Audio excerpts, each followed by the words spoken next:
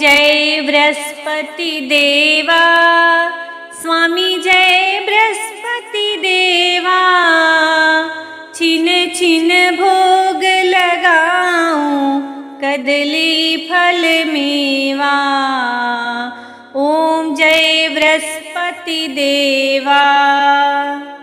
तुम पूर्ण परमात्मा, तुम अंतर्यामी,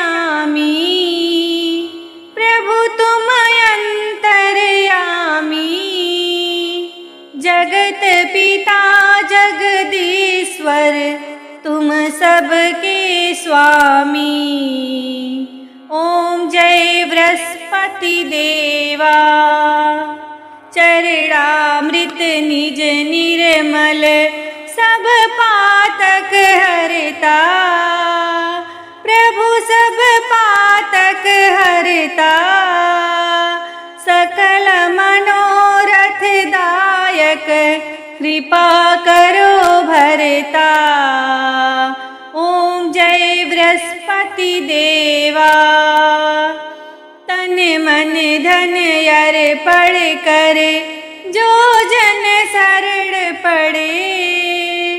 प्रभु जो जन शरण पड़े, प्रभु प्रकट तब हो कर, आकर द्वार खड़े। ओम जय बृहस्पति देवा। दीन दयाल दयानिधि, भक्तन हितकारी।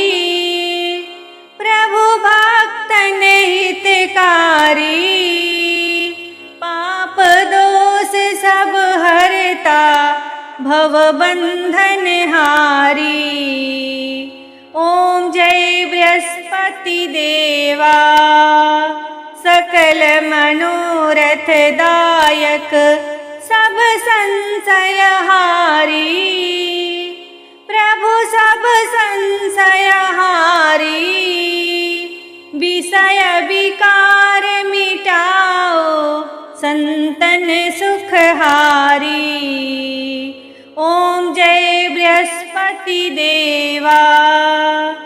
जो कोई आरती तेरी प्रेम सहित गावे, प्रभु प्रेम सहित गावे।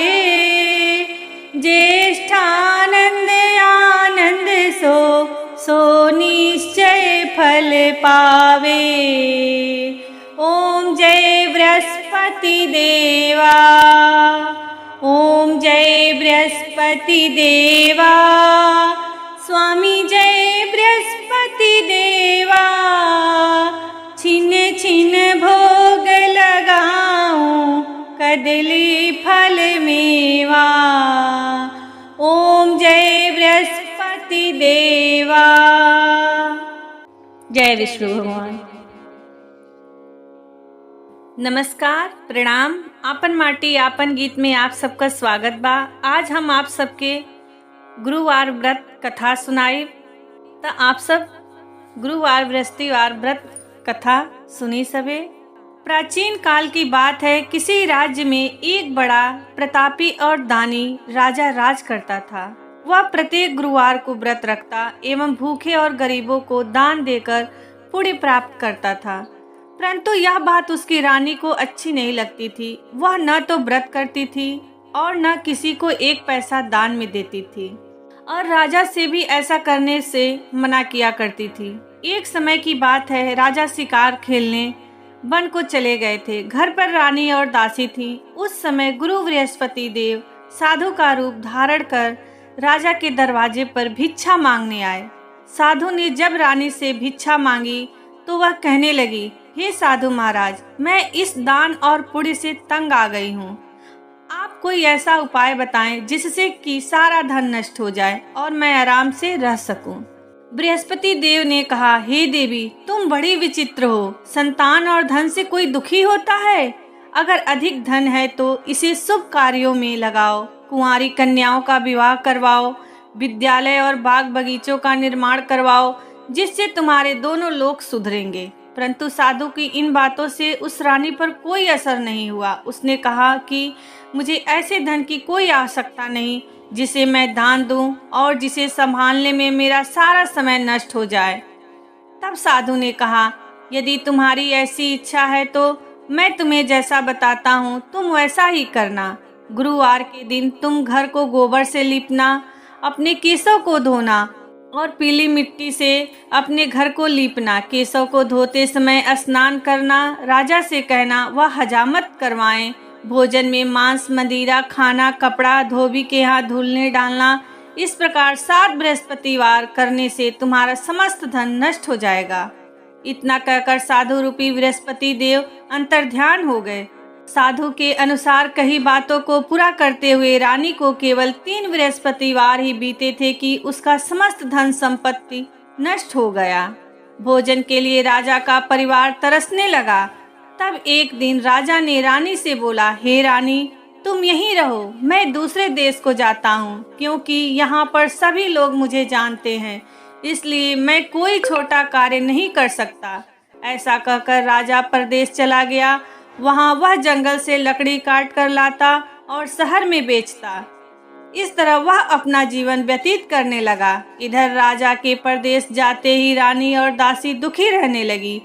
एक बार जब रानी और दासी को 7 दिन तक बिना भोजन के रहना पड़ा तो रानी ने अपनी दासी से कहा, हे दासी, पास ही के नगर में मेरी बड़ी बहन रहती है, वह बहुत धनवान है, तू उसके पास जा और कुछ मांग कर ले आ ताकि थोड़ी बहुत गुजर बसर हो जाए।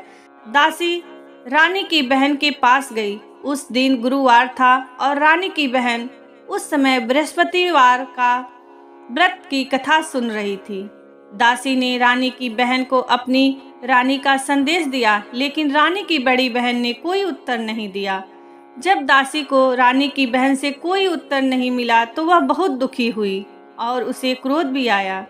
दासी ने वापस आकर रानी की सारी बात बता दी। सुनकर रानी ने अपने भाग्य को कोसा। उधर रानी की बहन ने सोचा कि मेरी बहन की दासी आई थी, परंतु मैं उससे नहीं बोली, इससे वह बहुत दुखी हुई होगी। कथा सुनकर और पूजन समाप्त करके वह अपनी बहन के घर आई और कहने लगी, हे बहन, मैं बृहस्पतिवार का व्रत कर रही थी, तुम्हारी दासी मेरे घर आई थी, परंतु जब तक कथा होती है तब तक तो न उठते हैं और न ही बोलते हैं, इसलिए मैं नहीं बोली। कहो दासी, क्यों गई थी? रानी बोली, बहन, तुमसे क्या छिपाऊं, हमारे घर में खाने तक का अनाज नहीं था। ऐसा कहते कहते रानी की आंखें भर आई। उसने दासी समेत पिछले 7 दिनों से भूखे रहने तक की सारी बात अपनी बहन को विस्तार पूर्वक सुना दी। रानी की बहन बोली, बहन देखो, तुम्हारे घर में भगवान बृहस्पति देव जरूर सबकी मनोकामनाएं पूर्ण करते हैं। देखो, शायद तुम्हारे घर में कुछ अनाज रखा हो। पहले तो रानी को विश्वास नहीं हुआ, पर बहन के आग्रह करने पर उसने अपनी दासी को अंदर भेजा तो उसे सचमुच अनाज से भरा एक घड़ा मिल गया। यह देखकर दासी को बड़ी हैरानी हुई। दासी रानी से कहने लगी, हे रानी, जब हमको भोजन नहीं मिलता तो हम रोज ही व्रत करते हैं, इसलिए क्यों न इनसे व्रत की कथा और विधि पूछ ली जाए ताकि हम भी यह व्रत कर सके। तब रानी ने अपनी बहन से बृहस्पतिवार व्रत के बारे में पूछा। उसकी बहन ने बताया, बृहस्पतिवार के व्रत में चने की दाल और मुनक्का से विष्णु भगवान का केले की जड़ में पूजन करें तथा दीपक जलाएं, व्रत कथा सुने और पीला भोजन ही करें, इससे बृहस्पति देव प्रसन्न होते हैं। व्रत और पूजन विधि बताकर रानी की बहन अपने घर को लौट आई। 7 दिन के बाद जब गुरुवार आया तो रानी और दासी ने व्रत रखा। घुड़साल में जाकर चना और गुड़ लेकर आई, फिर उससे केले की जड़ तथा विष्णु भगवान का पूजन किया। अब पीला भोजन कहाँ से आए, इस बात को लेकर दोनों बहुत दुखी थी। चूँकि उन्होंने व्रत रखा था, इसलिए बृहस्पति देव उनसे प्रसन्न थे, इसलिए वे एक साधारण व्यक्ति का रूप धारण कर 2 थाल में सुंदर पीला भोजन दासी को दे गए। दासी भोजन पाकर बड़ी प्रसन्न हुई और फिर रानी के साथ मिलकर भोजन दोनों ने ग्रहण किया। उसके बाद वे सभी गुरुवार को व्रत और पूजन करने लगी। बृहस्पति भगवान की कृपा से उनके पास फिर से धन संपत्ति आ गई, परंतु रानी से फिर से पहले की तरह आलस्य करने लगी। तब दासी बोली, देखो रानी, तुम पहले इस प्रकार आलस्य करती थी, तुम्हें धन रखने में कष्ट होता था, इस कारण सभी धन नष्ट हो गया। और अब जब भगवान की कृपा से हमें धन मिला है तो तुम फिर आलस्य नहीं करो। रानी को समझाते हुए दासी कहती है कि बड़ी मुसीबतों के बाद हमने यह धन पाया है, इसलिए हमें दान पुण्य करना चाहिए, भूखे मनुष्य को भोजन कराना चाहिए और धन को शुभ कार्यों में खर्च करना चाहिए, जिससे तुम्हारे कुल का यश बढ़ेगा, स्वर्ग की प्राप्ति होगी और पितृ प्रसन्न होंगे। दासी की बात मानकर रानी अपना धन शुभ कार्यों में खर्च करने लगी, जिससे पूरे नगर में उसका यश फैलने लगा।